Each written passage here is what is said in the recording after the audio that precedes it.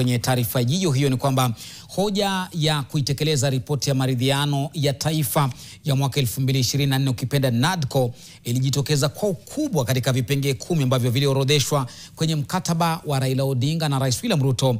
Hebu tuviangazie sasa vipengee vyote.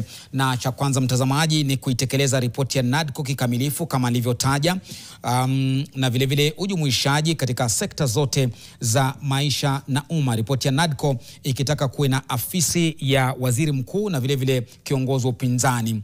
Kipengee cha 3 ni kuboresha na kulinda ugatuzi, pesa zifike mapema kwa magavana na zitumike kama inavyostahili.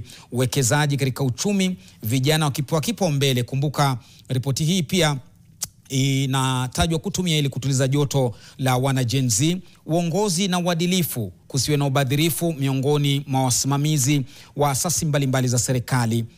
Na kipengee cha 5 ni haki ya kujumuisha, ama cha 6 kujumuisha na vile vile kutoa fidia kwa wahanga wa ukiukaji wa haki za kibinadamu kama ilivyoshuhudiwa wakati wa maandamano ya Gen Z. Kipengee cha 7 mtazamaji ni deni la kitaifa, kuwe na ukaguzi wa haraka ili kujua kilichoombwa ni kipi, kilichotumika ni kipi na kwa nini.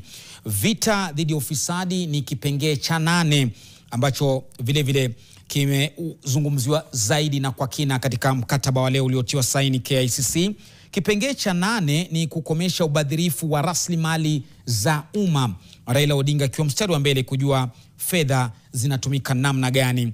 Na kipengee cha 10 na cha mwisho kwa muktasari ni kulinda hadhi ya wananchi, kukomesha utekaji nyara na vile vile ugandamizaji wa matakwa ya wananchi. Kupigia mvungu uhuru wa vyombo vya habari ni sehemu moja ya kipengee hicho cha 10.